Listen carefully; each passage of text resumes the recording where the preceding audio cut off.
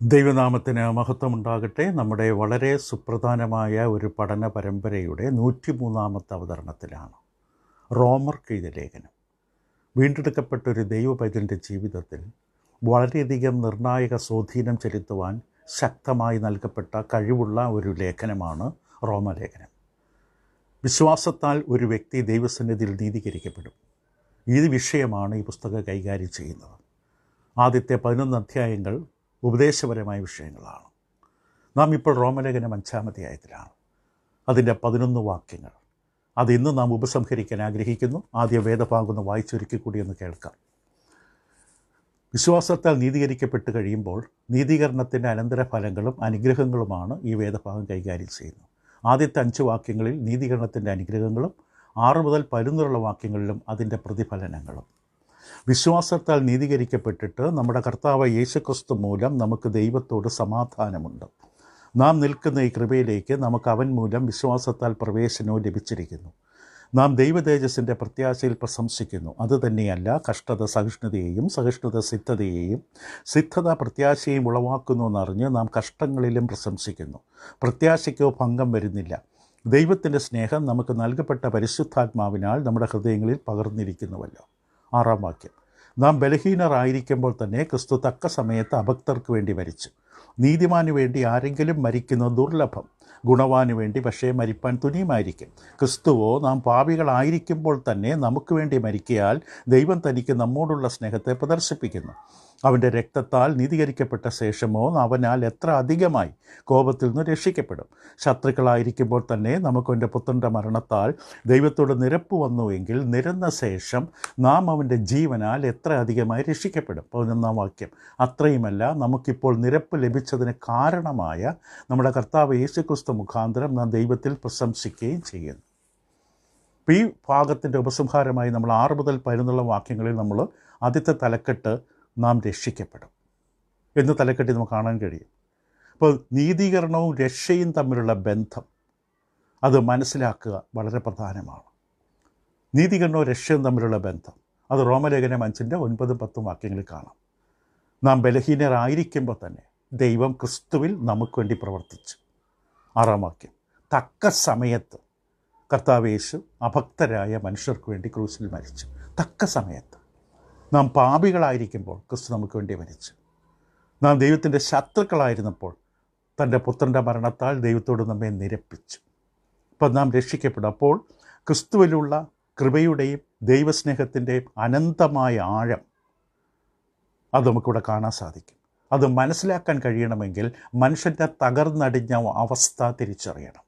മനുഷ്യൻ്റെ തകർന്നടിഞ്ഞ അവസ്ഥ, നാശകരമായ അവസ്ഥ തിരിച്ചറിഞ്ഞാൽ മാത്രമേ നമുക്ക് ലഭിച്ച ദൈവകൃപയുടെയും ദൈവസ്നേഹത്തിൻ്റെ ആഴം നമുക്ക് മനസ്സിലാക്കാൻ കഴിയുകയുള്ളൂ.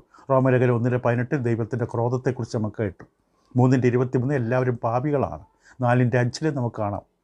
എഫേസ്യർ 2 ആദ്യത്തെ 7 വാക്യങ്ങൾ അതിക്രമങ്ങളാലും പാപങ്ങളാലും മരിച്ച മനുഷ്യൻ. അപ്പോൾ നാം രക്ഷിക്കപ്പെടും. രണ്ടാമത്തായിട്ട് നമ്മൾ കണ്ടത് ക്രിസ്തുവിൻ്റെ മരണത്താൽ രക്ഷിക്കപ്പെടും. നാം രക്ഷിക്കപ്പെടുന്നത് ക്രിസ്തുവിൻ്റെ മരണത്താലാണ്. ക്രിസ്തു അഭക്തർക്ക് വേണ്ടി മരിച്ചു. 6-ാം വാക്യം. ക്രിസ്തു നമുക്ക് വേണ്ടി മരിച്ചു. 8-ാം വാക്യം. ക്രിസ്തുവിൻ്റെ രക്തത്താൽ നീതീകരിക്കപ്പെട്ടു. 9-ാം വാക്യം. ക്രിസ്തുവിൻ്റെ രക്തത്താൽ നമുക്ക് നിരപ്പ് പ്രാപിച്ചു. 10-ാം വാക്യം. അപ്പോൾ ക്രിസ്തുവിൻ്റെ മരണം ഇതാണ് ഈ നീതീകരണത്തിനും നിരപ്പിനുമെല്ലാം കാരണമായി മാറിയത്. അപ്പോൾ ക്രിസ്തുവിൻ്റെ സുവിശേഷം എന്ന് പറയുന്നത് ദൈവത്തിൻ്റെ നീതീകരിക്കുന്ന പ്രവൃത്തിയാണ് തൻ്റെ പുത്രനിൽ. തൻ്റെ പുത്രനിലുള്ള ദൈവത്തിൻ്റെ ഒരു വലിയ പ്രവൃത്തിയാണ് പുത്രൻ്റെ മരണം, ഉയർത്തെഴുന്നേൽപ്പ്, തേജസ്സേറിയ ഉയർത്തെഴുന്നേൽപ്പെല്ലാം അടങ്ങുന്ന ഒരു വലിയ പ്രവൃത്തിയുടെ ഫലമാണ്. അതിലൂടെയാണ് നാം വീണ്ടെടുക്കപ്പെട്ടത്, ദൈവക്രോപത്തിൽ നിന്ന് വിടുവിക്കപ്പെട്ടതും. റോമർ ലേഖനം 3:24-25, റോമർ 4:24-25, 1 Corinthians 15-ന്റെ 1 മുതൽ 4 വരെ സുവിശേഷത്തെക്കുറിച്ച്, റോമർ 2:5, 1 തെസ്സലോനിക്കർ 1:10 നമുക്ക് വരാനുള്ള കോപത്തിൽ നമ്മൾ രക്ഷിക്കപ്പെടുന്നതിനെക്കുറിച്ച്, 2 തെസ്സലോനിക്കർ 1:6 മുതൽ 10 വരെ ക്രിസ്തു രണ്ടാമത് മടങ്ങി വരുമ്പോൾ ശക്തിയുള്ള ദൂതന്മാരുമായി അഗ്നിജ്വാലയെ പ്രത്യക്ഷപ്പെടുമ്പോൾ ദൈവത്തെ അറിയാത്തവർക്കും സുവിശേഷം അനുസരിക്കാത്തവർക്കും പ്രതികാരം കൊടുക്കുന്നതിനെക്കുറിച്ച്. അപ്പോൾ നാം രക്ഷിക്കപ്പെട്ടത് എങ്ങനെയാണ്? ക്രിസ്തുവിൻ്റെ രക്തത്താൽ. മൂന്നാമത്തെ സെക്ഷനായി നമ്മൾ കണ്ടത് നാം രക്ഷിക്കപ്പെട്ടത് ക്രിസ്തുവിൻ്റെ ജീവനാൽ. എത്ര അധികമായി രക്ഷിക്കപ്പെടും. ഇപ്പോൾ രക്ഷയുടെ 3 ഘട്ടങ്ങളാണ്: ഭൂതകാലം, വർത്തമാനകാലം, ഭാവികാലം. നാം എത്ര അധികമായി രക്ഷിക്കപ്പെടും ക്രിസ്തുവിൻ്റെ ജീവനാൽ. അപ്പോൾ ഇവിടെ എത്ര അധികമായി എന്ന പ്രയോഗം 2 തവണ ആവർത്തിക്കുന്നു. ഇത് സാധാരണ വാദപ്രതിവാദ രീതിയിലുള്ളതാണ്. ഇന്ന് ലോകത്തിൻ്റെ പല സ്ഥലത്തും ഉപയോഗിക്കുന്ന ഒരു രീതിയാണ്. കാരണം കുറഞ്ഞതിൽ നിന്ന് ഉന്നതമായതിലേക്ക് ചൂണ്ടിക്കാട്ടുന്ന അവസ്ഥ. കാരണം എ ശരിയാണെങ്കിൽ ബി തീർച്ചയായിട്ടും ശരിയാകും എന്ന അവസ്ഥ. ഇത് കർത്താവ് യേശുവിൽ ഉപയോഗിച്ചിട്ടുണ്ട്. റോമലേഖനം 5:9-10 റോമർ 5:15-17 ഈ രീതി തന്നെ മത്തായിയുടെ സുവിശേഷം 6-ാം അധ്യായത്തിൻ്റെ 26-ാം വാക്യത്തിലും ഒരു തരത്തിൽ ക്രിസ്തു ഇത് ഉപയോഗിച്ചു. മത്തായി 6:26, മത്തായി 6:30 നമ്മൾ നോക്കുമ്പോൾ ഇങ്ങനെ കാണാൻ സാധിക്കും. മത്തായി 6:26 പറഞ്ഞു, ആകാശത്തിലെ പറവകളെ നോക്കുവിൻ, അവ വിതയ്ക്കുന്നില്ല, കൊയ്യുന്നില്ല, കളപ്പുരയെ കൂട്ടിവെക്കുന്നുമില്ല, എങ്കിലും സ്വർഗസ്വനായ നിങ്ങളുടെ പിതാവ് അവയെ പുലർത്തുന്നു. അവയേക്കാൾ നിങ്ങൾ വിശേഷതയുള്ളവരല്ലയോ? അപ്പോൾ പക്ഷികളെ ദൈവത്തിൽ പുലർത്താൻ കഴിയുമെങ്കിൽ നമ്മളെ എത്രയധികം. എൻ്റെ 30-ാം വാക്യം, ഇന്നുള്ളതും നാളെ അടുപ്പിലിടുന്നതുമായ വയലിലെ പുല്ലിനെ ദൈവം ഇങ്ങനെ ചമയിക്കുന്നുവെങ്കിൽ അല്പവിശ്വാസികൾ നിങ്ങളെ എത്രയധികം. ഈ പുല്ലിനെ ദൈവം ഇത്രമാത്രം കരുതുന്നുണ്ടെങ്കിൽ വിശ്വാസികൾ എത്രയധികം. 7:11 മത്തായി, അങ്ങനെ ദോഷികളായ നിങ്ങൾ നിങ്ങളുടെ മക്കൾക്ക് നല്ല ദാനങ്ങളെ കൊടുക്കാൻ അറിയുന്നുവെങ്കിൽ സ്വർഗസ്വനായ നിങ്ങളുടെ പിതാവ് തന്നോട് യാചിക്കുന്നവർക്ക് നന്മ എത്രയധികം കൊടുക്കും. അപ്പോൾ ഈ മെത്തയുടെ ഈ ഒരു രീതി കർത്താവ് യേശുവിലും തൻ്റെ പ്രസംഗത്തിൽ ഉപയോഗിച്ചു. എത്രയധികം പക്ഷികളെ നോക്കി, താമരയെ നോക്കി, പുല്ലിനെ നോക്കുവേ, നിങ്ങൾ എത്രയധികം. അത് മത്തായി 9:5-7 വരെ, മത്തായി 10:21-31 വരെ കാണാം. അപ്പോൾ ദൈവം അത്രമാത്രം സ്നേഹിച്ചു മത്സരികളായ പാപികളെ, അഭക്തരെ, ബലഹീനരെ, ശത്രുക്കളായിരുന്നവരെ. ദൈവത്തോട് നിരപ്പിലെത്തുന്നതിന് മുമ്പ് തന്നെ ദൈവം നമ്മളെ സ്നേഹിച്ചു. അങ്ങനെയാണെങ്കിൽ നിരപ്പിലെത്തിയതിന് ശേഷം, നമ്മൾ ആയുധം താഴെ വെച്ച് കീഴടങ്ങിയതിന് ശേഷം എത്ര അധികം രക്ഷിക്കും. ശത്രുക്കളായിരുന്നപ്പോൾ നമ്മളെ രക്ഷിച്ചുവെങ്കിൽ നമ്മൾ ആയുധം വെച്ച് കീഴടങ്ങി കഴിഞ്ഞ ശേഷം എത്ര അധികം നമ്മളെ രക്ഷിക്കും, സ്നേഹിക്കും. ഇപ്പോൾ കർത്താവ് യേശുവിൻ്റെ മരണമാണ് പാപികളായ മനുഷ്യരായ നമ്മുടെ നീതീകരണത്തിൻ്റെ അടിസ്ഥാനം. ക്രിസ്തുവിൻ്റെ മരണമാണ് നീതീകരണത്തിൻ്റെ അടിസ്ഥാനം. കർത്താവ് അപ്പോൾ ജീവനോടെ ഇരിക്കുന്നത് നമ്മുടെ രക്ഷയ്ക്ക് എത്ര വലിയ ഉറപ്പാണ്. പരമമായ ഉറപ്പാണ്, പരമമായൊരു വീണ്ടെടുപ്പിൻ്റെ ഉറപ്പാണ്. കാരണം നാം ശത്രുക്കളായിരുന്നപ്പോൾ, ബലഹീനരായിരുന്നപ്പോൾ, പാപികളായിരുന്നപ്പോൾ നമുക്ക് വേണ്ടി മരിച്ചു. അത്ര വലിയ ആവശ്യം നമുക്ക് നിറവേറ്റി തന്നുവെങ്കിൽ ക്രിസ്തു നമുക്ക് വേണ്ടി ജീവിക്കുന്നതിലൂടെ എത്ര വലിയ അനുഗ്രഹമാണ് നമുക്ക് ലഭിക്കാൻ പോകുന്നത്. എത്ര അധികമെന്ന വാക്കതാണ്. ശത്രുക്കളായി നമ്മെ നിരപ്പിച്ചു, അപ്പോൾ രക്ഷിക്കപ്പെട്ട നമ്മളെ തൻ്റെ ജീവനാൽ ക്രിസ്തു ജീവിക്കുന്നു. ആ ജീവനാൽ എത്ര അധികം നമ്മളെ സഹായിക്കും. യോഹന്നാൻ 10:18 നമുക്ക് കാണാം. യോഹന്നാൻ 14:19 ക്രിസ്തു പറഞ്ഞു, ഞാൻ ജീവിക്കുന്നുള്ളത് നിങ്ങൾ ജീവിക്കും. എബ്രായ ലേഖനം 7:25 സദാ ജീവിക്കും നമുക്ക് വേണ്ടി പക്ഷപാതം ചെയ്യാൻ. എബ്രായ 9:24-26 നമുക്കിവിടെ മഹാപുരോഹിതനായി പ്രായശ്ചിത്തമാകാൻ കർത്താവ് എന്നും നമുക്കിവിടെ നിലകൊള്ളുകയാണ്. എബ്രായർ 10:11-12 റോമർ 8:34 യേശു മരിച്ചിട്ട് ഉയർത്തെഴുന്നേറ്റവൻ, ദൈവത്തിൻ്റെ വലതുഭാഗത്ത് നമുക്ക് വേണ്ടി സദാ പക്ഷപാതം ചെയ്യുന്നവൻ. 1 യോഹന്നാൻ 1:7 നമ്മുടെ പ്രാർത്ഥനയ്ക്ക് ഉത്തരം നൽകുന്ന, വെളിച്ചത്തിൽ നടക്കുന്ന നമ്മുടെ പാപങ്ങളെ കഴുകി വെടിപ്പാക്കുന്ന നമുക്ക് പ്രായശ്ചിത്തമായ യേശു. 1 യോഹന്നാൻ 1:7 മുതൽ 2:2 വരെ. അപ്പോൾ എത്ര അധികമായി അവൻ്റെ ജീവനാൽ. അപ്പോൾ കർത്താവ് യേശുവിൻ്റെ വീണ്ടെടുപ്പ് പ്രവൃത്തി ശുശ്രൂഷ എന്നുള്ളത് നിരന്തരമായി സംഭവിക്കുന്നതാണ്. നമ്മൾ പഠിച്ച വ്യക്തമായൊരു കാര്യം, യേശു വെറും യാഗം മാത്രമല്ല, ആ യാഗമർപ്പിക്കുന്ന മഹാപുരോഹിതൻ കൂടിയാണ്. കർത്താവ് യേശു ലോകത്തിൻ്റെ സകല പാപങ്ങളും ചുമന്നൊഴിക്കുക ദൈവത്തിൻ്റെ കുഞ്ഞാടാണ്, യാഗമാണ്. അതോടൊപ്പം യാഗമർപ്പിക്കുന്ന മഹാപുരോഹിതനുമാണ്. ക്രിസ്തു നമ്മളെ രക്ഷിക്കാൻ വേണ്ടി മരിച്ചു, നിത്യമായി നമ്മെ രക്ഷിക്കാൻ വേണ്ടി ഇപ്പോൾ ജീവിക്കുന്നു. എത്ര വലിയ ചിന്തയാണത്. നമ്മെ രക്ഷിക്കാൻ വേണ്ടി ക്രൂശിൽ മരിച്ച കർത്താവ് നമ്മെ നിത്യമായി രക്ഷയിലേക്ക് എത്തിക്കാൻ വേണ്ടി, പൂർണ്ണതയിൽ എത്തിക്കാൻ വേണ്ടി ജീവിക്കുകയാണ്. ഇപ്പം തൻ്റെ മനുഷ്യത്വം ദൈവത്തിൻ്റെ പിതാവിൻ്റെ ആ സാന്നിധ്യത്തിലേക്ക് അത് മഹത്വമുള്ളതായി മാറിയതുപോലെ നാം ക്രിസ്തുവിലും ആ മഹത്വം അനുഭവിക്കും. കൊലോസ്യ ലേഖനം 3:1-4 വരെ പൗലോസ് പറയും, നാം ക്രിസ്തുവിലാണ്, അവനിൽ മറിഞ്ഞിരിക്കുന്നു, അവൻ വെളിപ്പെടുമ്പോൾ നാം വെളിപ്പെടും. 1 തിമോത്തിയോസ് 2:5-6 വരെ തിമോത്തിയോസിന് പൗലോസ് എഴുതുമ്പോഴും ഈ സത്യം ഓർമ്മിപ്പിച്ചു. 1 തിമോത്തിയോസ് 2-ാം അധ്യായം 5-6 വരെ, ദൈവം ഒരുവനല്ലോ, ദൈവത്തിന് മനുഷ്യർക്ക് മധ്യസ്ഥൻ ഒരുവൻ, എല്ലാവർക്കും വേണ്ടി മറുവിലയായി തന്നെത്താൻ കൊടുത്ത മനുഷ്യനായ ക്രിസ്തു യേശു തന്നെ. തിമോത്തിയോസിൻ്റെ 2-ാം ലേഖനം 2-ാം അധ്യായം 8 മുതൽ 13 വരെ നമുക്കത് കാണാൻ കഴിയും. ദാവീദിൻ്റെ സന്ധ്യതയായി മരിച്ചിട്ട് ഉയർത്തെഴുന്നേറ്റിരിക്കുന്ന യേശുക്രിസ്തുവിനെ ഓർത്തുകൊള്ളുക, അതാകുന്നു എൻ്റെ സുവിശേഷം. അത് അറിയിക്കുന്നതിൽ ഞാൻ ദുഷ്പ്രവർത്തിക്കാരൻ എന്ന പോലെ ചങ്ങല ധരിച്ച് കഷ്ടം സഹിക്കുന്നു, ദൈവനത്തിനോ ബന്ധനമില്ല. അതുകൊണ്ട് ക്രിസ്തുവേശിലുള്ള രക്ഷ നിത്യതേജസ്സോടുകൂടി വൃദ്ധന്മാർക്ക് രക്ഷിക്കപ്പെട്ടവർ വൃദ്ധന്മാർക്ക് കിട്ടേണ്ടതിന് ഞാൻ അവർക്കായി സകലവും സഹിക്കുന്നു. നാം അവനോടുകൂടെ മരിച്ചുവെങ്കിൽ ജീവിക്കും, സഹിക്കുന്നുവെങ്കിൽ കൂടെ വാഴും. നാം തള്ളിപ്പറയുന്നുവെങ്കിൽ അവൻ നമ്മയും തള്ളിപ്പറയും. നാം അവിശ്വസ്തരായി തീർന്നാലും അവൻ വിശ്വസ്തനായി പാർക്കുന്നു. തൻ്റെ സ്വഭാവം ത്യജിപ്പാൻ അവന് കഴിയുകയില്ലല്ലോ. ഈ വചനം വിശ്വാസയോഗ്യമാകുന്നു. അപ്പം 4-മതായി നമ്മൾ കാണുന്നത്, നമ്മുടെ രക്ഷയിൽ നാം ദൈവത്തോട് നിരപ്പ് പ്രാപിച്ചു. എങ്ങനെ? പുത്രൻ്റെ മരണത്താലും ഉയർപ്പിനാലും ഉയർത്തെഴുന്നേറ്റ ജീവിതത്താലും നാം ദൈവത്തോട് നിരപ്പ് പ്രാപിച്ചു. അതാണ് 5-ാമത്തെ റോമലേഖനം 9-11 വരെ. നിരപ്പെന്ന വാക്ക് കൊണ്ടൊരു മാറ്റം, ഒരു കൈമാറ്റം, ശത്രുക്കൾ എന്ന അവസ്ഥയിൽ നിന്ന് സുഹൃത്തുക്കൾ എന്ന അവസ്ഥയിൽ നിന്ന്. ദൈവത്തിന് ഒരിക്കലും മനുഷ്യരുടെ നിരപ്പാകേണ്ട കാര്യമില്ല. കാരണം ദൈവം തൻ്റെ സ്വഭാവം മാറ്റുന്നില്ല. ദൈവ സ്വഭാവം നിത്യമാണ്, സ്ഥിരമാണ്. ദൈവം ഉദാരമതിയാണ്, ഉദാരമനസ്കനാണ്, സ്നേഹസ്വരൂപനാണ്, കരുണാസ്വരൂപനാണ്, എല്ലാമാണ്. ദൈവത്തിൻ്റെ സ്വഭാവം മാറില്ല. ദൈവമല്ല അകന്നു പോയത് മനുഷ്യരിൽ നിന്ന്, മനുഷ്യനാണ് ദൈവത്തിൽ നിന്ന് അകന്നു പോയത്. ധാർമ്മികമായി ആത്മീകമായി തകർന്ന് പാപം ചെയ്ത് അനീതിയിലും അതിക്രമത്തിലും ദുഷ്ടതയിലും ജീവിച്ചകന്നത്. അതുകൊണ്ടാണ് മനുഷ്യനാണ് ദൈവത്തോട് നിരപ്പിലെത്തേണ്ടത്. 2 കൊരിന്ത്യർ 5:18-21 വരെ. ഇപ്പോൾ ദൈവം നമുക്ക് വേണ്ടി നിരപ്പ് നേടിയെടുക്കാൻ ദൈവം ചെയ്തതെല്ലാം ക്രിസ്തുവിലൂടെയാണ്. ഈ നിരപ്പ് സാധ്യമാക്കിയത് ക്രിസ്തുവിലൂടെയാണ്, അല്ലാതെ വേറെ മാർഗമില്ല. ആ ക്രിസ്തുവിലുള്ള വിശ്വാസത്താലാണ് നമുക്കും ആ നിരപ്പ് ലഭിക്കുന്നത്. റോമർ 5:1 വിശ്വാസത്താൽ നീതീകരിക്കപ്പെട്ടിട്ട് 5:11 പറഞ്ഞു, നമുക്ക് ഇപ്പോൾ നിരപ്പ് ലഭിച്ചതിന് കാരണമായി നമ്മുടെ കർത്താവ് യേശു. നിരപ്പിൻ്റെ കാരണം ആരാണ്? കർത്താവാണ്. കൊലോസ് ലേഖനം 1:19-25 വരെ വാക്യങ്ങളിൽ നമുക്കത് കാണാം. കൊലോസ് 1-ാം അധ്യായം. അപ്പോൾ ഈ ഒരു നിരപ്പെന്ന് പറഞ്ഞൊരു സംഘടിതമായി ഒന്നിച്ചുള്ളൊരു ബന്ധത്തെ കാണിക്കുന്നു. നാം ഒരിക്കൽ ആദാമിലായിരുന്നു, ഇപ്പോൾ നമ്മൾ ക്രിസ്തുവിലാണ്. മാത്രമല്ല ഇത് വ്യക്തിപരമായ ഉത്തരവാദിത്വമാണ്.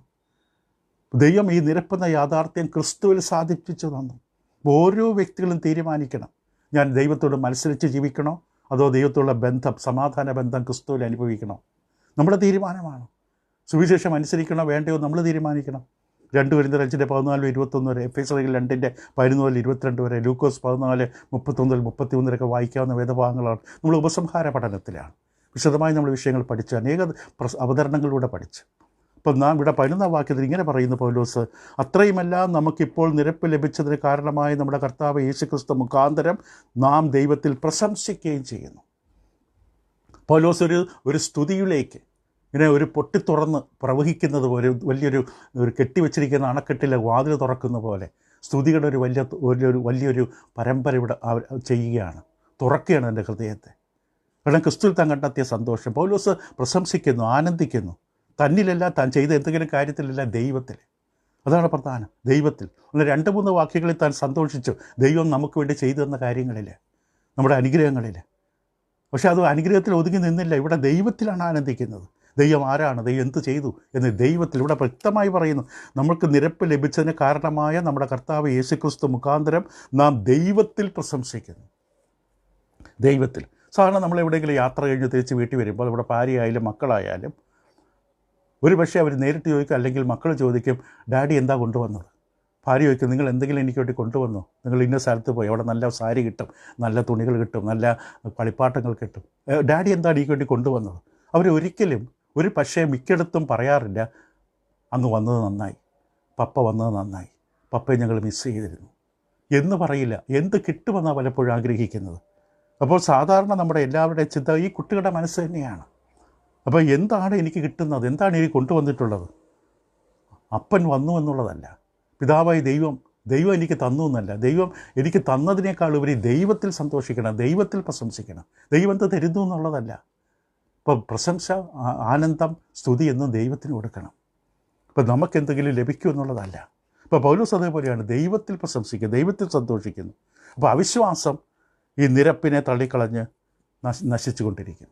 പക്ഷേ വിശ്വാസം ഈ നിരപ്പിനെ സ്വീകരിച്ച് രക്ഷയുടെ അനുഭവത്തിലേക്ക് പോകും. അപ്പോൾ അത് ദൈവത്തിൽ നാം സന്തോഷിക്കുന്നു. കാരണം ക്രിസ്തു മുഖാന്തരം നമുക്ക് നിരപ്പ് തന്നു. ക്രിസ്തു മുഖാന്തരമാണ് എല്ലാം നൽകി തന്നത്.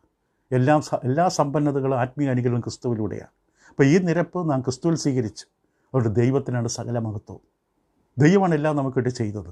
നമ്മളെ നീതീകരിച്ചത്, നമ്മളെ നിരപ്പിക്കുന്നത്, നമ്മളെ കരുതുന്നത്, നമ്മളെ രക്ഷിക്കുന്നത്, നമ്മളെ സ്നേഹിക്കുന്നത് എല്ലാം ദൈവമാണ്. അപ്പം ഇവിടെ പ്രശംസ പൂർണ്ണമായും കൃപയാലും വിശ്വാസത്താലും ഒഴിവാക്കുകയാണ്. നമ്മുടെ കർമ്മമാർഗ്ഗങ്ങളിലല്ല, നമ്മുടെ പ്രകടനങ്ങളിലല്ല, അത് ഒഴിവാക്കുക. ദൈവത്തിൽ പ്രശംസിക്കുക. റോമർ 3:27-28, 1 കൊരിന്ത്യർ 15:10 വാക്യത്തിൽ പൗലോസിൻ്റെ ഞാനാകുന്ന ദൈവകൃപയാലാണ്. എഫേസ്യർ 2:8-10 വരെ, കൃപയാലല്ലോ നിങ്ങൾ വിശ്വാസം രക്ഷിക്കപ്പെട്ടിരിക്കുന്നു. അപ്പോൾ പൗലോസ് ഈ ഭാഗം അവസാനിപ്പിക്കുമ്പോൾ 5-ാം അധ്യായം 1-11 വരെ പൗലോസ് ഊന്നൽ നൽകുന്നു. എല്ലാം ക്രിസ്തുയേശു മുഖാന്തരം ഇപ്പോൾ നിരപ്പ് ലഭിച്ചതിന് കാരണമായ നമ്മുടെ കർത്താവ് യേശു ക്രിസ്തു മുഖാന്തരം നാം ദൈവത്തിൽ പ്രശംസിക്കുന്നു. 4 വയസ്സുള്ളൊരു കുട്ടി ഇങ്ങനെ കൂട്ടായ്മയ്ക്ക് പോയ സമയത്ത് അവിടെ ഉപദേഷ്ടാവ് പ്രസംഗിക്കുന്നത് കേട്ടു. നശിച്ചുപോയ മനുഷ്യരെക്കുറിച്ച്, കാണാതെ പോയ ജീവിതങ്ങളെക്കുറിച്ച്. അപ്പോൾ വീട്ടിൽ വന്ന് കുറച്ച് കഴിഞ്ഞപ്പോൾ ഈ പെൺകുട്ടി പ്രാർത്ഥിച്ചു, ദൈവമേ, ഈ കാണാതെ പോയവർക്ക് അവരുടെ വീട്ടിലേക്ക് മടങ്ങി വരാനുള്ള വഴി കണ്ടുപിടിച്ച് കൊടുക്കണമേ. അവർ കാണാതെ അലഞ്ഞു തിരിയാണ്ട് വരുത്തരുതേ. അനേകം വ്യക്തികൾ, ഭൂമിയിൽ അനേകം മനുഷ്യർക്കുള്ള ഭവനത്തിലേക്കുള്ള വഴി അറിയില്ല, ഭവനത്തിലേക്കുള്ള വഴി അറിയുന്നില്ല, അന്വേഷിക്കുന്നില്ല. വേണ്ടതൊരു മേൽവിലാസമല്ല, വേണ്ടത് ഭവനത്തിലേക്ക് മടങ്ങി വരുവാൻ യേശുവിനെയാണ്. യേശുവിൽ വന്നാൽ മാത്രമേ ഭവനത്തിലേക്ക് മടങ്ങി വരികയുള്ളൂ. യേശുക്രിസ്തുവിലൂടെ മാത്രമേ ദൈവത്തോട് പുനഃസ്ഥാപിക്കപ്പെടുകയുള്ളൂ. ദൈവത്തോട് പുനഃസ്ഥാപിക്കപ്പെടുമ്പോഴേ ഒരു മനുഷ്യൻ തൻ്റെ ഭവനത്തിലേക്ക് മടങ്ങിയെത്തുകയുള്ളൂ. അപ്പോൾ ഈ പാഠത്തിൽ നാം കണ്ടു രക്ഷയുടെ 3 ഘട്ടങ്ങൾ: ഭൂതം, വർത്തമാനം, ഭാവി. അപ്പോൾ നമ്മുടെ ജീവിതം ഒന്ന് പരിശോധിച്ച് നോക്കുക. നമ്മുടെ ഭൂതകാലാവസ്ഥയിൽ രക്ഷ, ക്രിസ്തുവിനോട് ചേരുവാൻ സ്നാനമേറ്റ് പാപത്തിൻ്റെ കുറ്റബോധത്തിൽ നിന്നും പാപത്തിൻ്റെ എല്ലാവിധമായ ഭവിഷ്യത്തിൽ നിന്നും നാം രക്ഷ പ്രാപിച്ചിട്ടുണ്ടോ? പാപങ്ങൾ കഴുകിക്കളയപ്പെട്ടിട്ടുണ്ടോ? അനന്യാസ് ശൗലിനോട് ചോദിച്ചു, ഇനി താമസിക്കുന്നത് എഴുന്നേറ്റ് കർത്താവ് യേശുവിൻ്റെ നാമം വിളിച്ചപേക്ഷിച്ച് ഇതിൻ്റെ പാപങ്ങളെ കഴുകിക്കളക. പ്രവൃത്തികൾ 22:16. നമ്മുടെ ജീവിതത്തിൽ അനുഭവമുണ്ടോ? രണ്ടാമത് രക്ഷയുടെ വർത്തമാനകാലം, അതായത് വെളിച്ചത്തിൽ, ദൈവവചനമാകുന്ന വെളിച്ചത്തിൽ നടക്കുമ്പോൾ ക്രിസ്തുവിൻ്റെ രക്തം നമ്മളെ സകല പാപങ്ങളും പോക്കി ശുദ്ധീകരിക്കുന്ന വിശുദ്ധീകരണത്തിൻ്റെ ജീവിതത്തിലാണോ? 1 യോഹന്നാൻ 1:7-9 അങ്ങനെയാണെങ്കിൽ രക്ഷയുടെ ഭാവി കാലം, രക്ഷിക്കപ്പെടും അവൻ്റെ ജീവൻ എത്ര അധികമായി. രക്ഷയുടെ 3ാമത്തെ ഘട്ടം ഭാവി കാലം, അത് നമുക്ക് ഉറപ്പാണ്. വെളിപാട് 7:14 പറയുന്ന പോലെ ക്രിസ്തു രക്തത്താൽ കഴുകി വെളുപ്പിക്കപ്പെട്ട അങ്കിയുമായി അവൻ്റെ വരവും കാതോർത്തിരിക്കുന്ന ജനമായി നമ്മൾ നിൽക്കും. ആ പ്രത്യാശ നമുക്കില്ല എങ്കിൽ ആത്മാർത്ഥമായി പ്രാർത്ഥിക്കുകയാണ്. ഒന്നിൽ ക്രിസ്തുവിലേക്ക് മടങ്ങി വരിക, അല്ലെങ്കിൽ ക്രിസ്തുവിലൂടെ ചേരുക. രണ്ടും ആവശ്യമാണ്. ചിലർ ക്രിസ്തുവിനെ വിട്ടുപോയവരുണ്ട്. ക്രിസ്തുവിലേക്ക്, ഭവനത്തിലേക്ക്, വീട്ടിലേക്ക് മടങ്ങി വരണം. ചിലർ ക്രിസ്തു ഇതുവരെ കണ്ടെത്തിയിട്ടില്ല, വീട്ടിലെത്തിയിട്ടില്ല, അലഞ്ഞു തിരിയുകയാണ്. അവർ വീട്ടിലേക്ക് മടങ്ങിയെത്തണം. ഒരിക്കലും മറക്കരുത്, ക്രിസ്തു നമുക്ക് വേണ്ടി മരിച്ചു, ക്രിസ്തു നിങ്ങൾക്ക് വേണ്ടി മരിച്ചു, ക്രിസ്തു എനിക്ക് വേണ്ടി മരിച്ചു. നാം ആ വലിയ സത്യത്തിന് ഉത്തരം പറയണം. നമുക്ക് മടങ്ങി വരാനുള്ള വഴിയാണ്, ഞാൻ തന്നെ വഴി. ഇവിടെ മടങ്ങി വരാം, ക്രിസ്തുവിലേക്ക് മടങ്ങി വരിക. ദൈവം നിങ്ങളെ സഹായിക്കട്ടെ. തുടരാം നാളെ 12-ാം വാക്യം മുതൽ. റോമാലേഖനത്തിൽ ബൈബിളിൽ തന്നെ ഏറ്റവും ബുദ്ധിമുട്ടെന്ന് സാധാരണ പറയപ്പെടുന്ന ഒരു വേദഭാഗമാണ് നമ്മൾ ചിന്തിക്കാൻ ആരംഭിക്കുന്നത്. കഴിയുമെങ്കിൽ ഒന്ന് വായിക്കുക, റോമർ 5:12 മുതൽ. ദൈവം നിങ്ങളെ സഹായിക്കട്ടെ. Thank you.